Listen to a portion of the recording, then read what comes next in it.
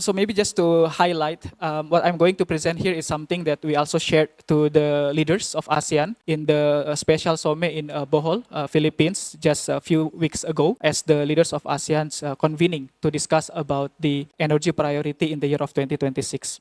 So introducing to you the ASEAN Energy Insight Series. So we have this since the year of 2022, and this annual ASEAN Energy Series analyzes the key insights of the ASEAN, especially on the energy landscape in the upcoming year. So the trend coming from the 2022, 2023, and also for the upcoming 2026. So we designed this ASEAN Energy Insight into 10 chapters. We start with the first mapping the ASEAN energy priorities for the next 5 years, the next year, and my colleague, our senior manager Benny, will deep dive into this after my presentation. And you can also see later on in our report what are the progress for our aspirational energy targets. We highlighted the emergence of data centers, the high share of renewable energy that we set as our target, etc., etc.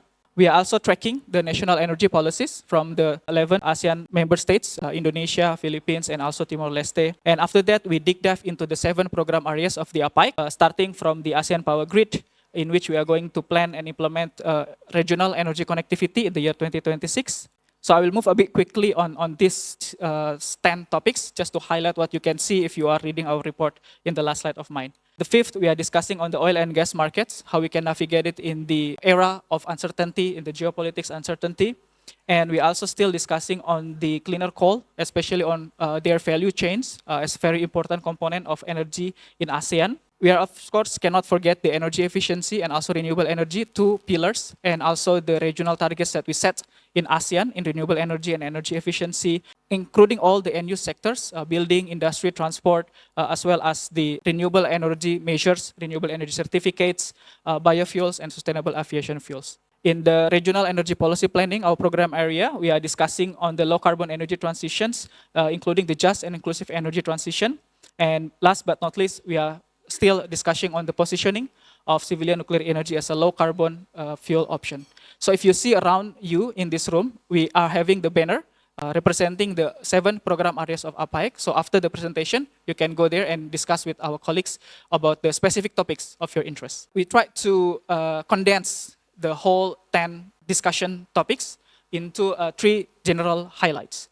The first highlights of ASEAN Energy in 2026 is that we are going to advance the ASEAN Power Grid as well as the renewables. ASEAN Power Grid has been regarded as the crown jewel of the ASEAN energy cooperations for its strong role, including in introducing both the interconnectivity and also market integration in ASEAN.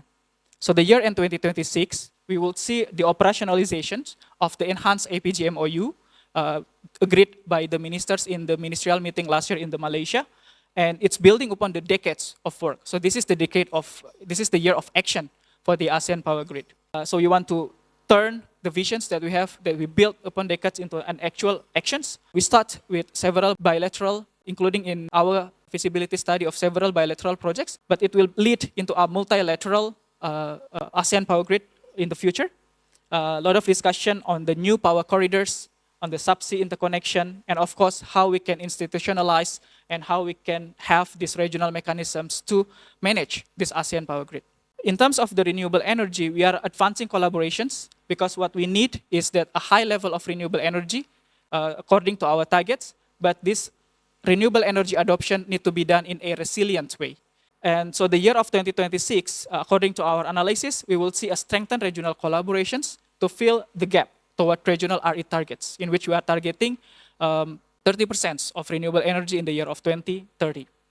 So strengthening the grid flexibility, system planning, regional interconnections, the battery system, what we are going to do in the year 2026. In our supporting mechanisms, renewable energy certificate framework, we are going to push forward, continuing of what has been done by Malaysia. And another study including the biofuel, sustainable aviation fuel, and also important in this card is electrical safety of our renewable energy technologies.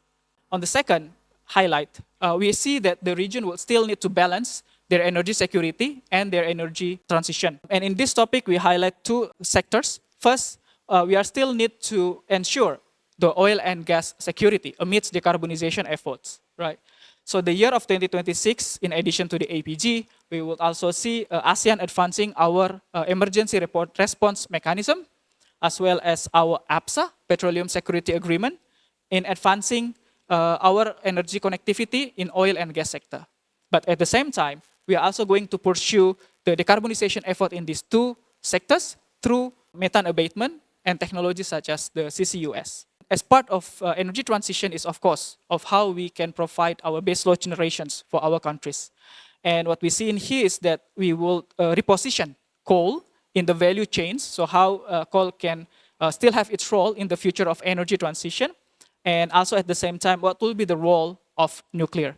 So what we see is that 2026 will be the first year where we will start to see coal reposition itself in the value chains for ammonia, for example, and as well as nuclear to get more tractions as the low carbon energy options in the future. Our third highlight is, of course, a cross-sectoral. And we highlighted two things in here. First, on the efficiency, energy efficiency policy and financing, especially including regional harmonization, will play a key role in the year of 2026. So we will see a lot of measures, but centered not only on the technology, but also on the harmonizations. So how we want to advance the policy of energy efficiency in regions, harmonize our standards and also labeling. And of course, what's important in here is innovative financing.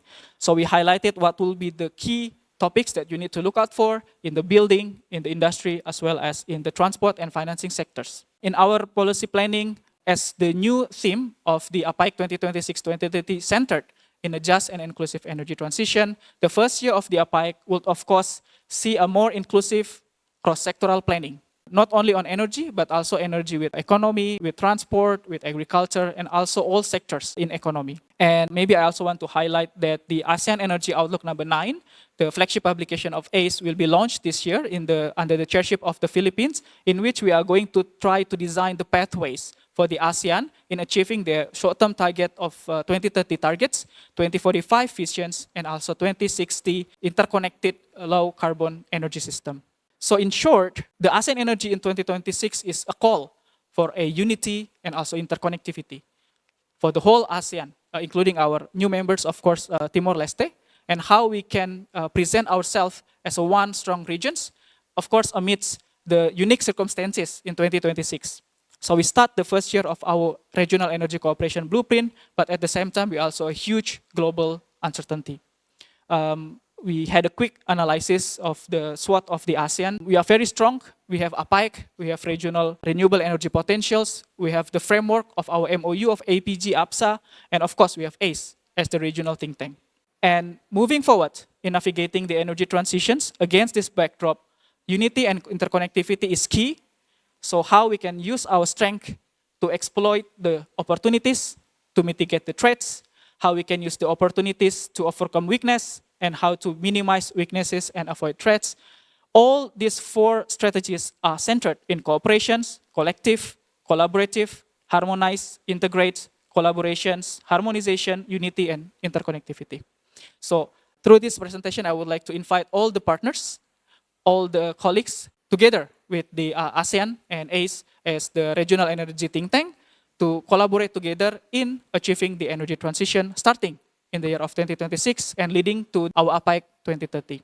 So please read the full insights of what I just presented right now in the ASEAN Energy in 2026. You can scan the barcode or you can go to the link down below. And with that, thank you very much.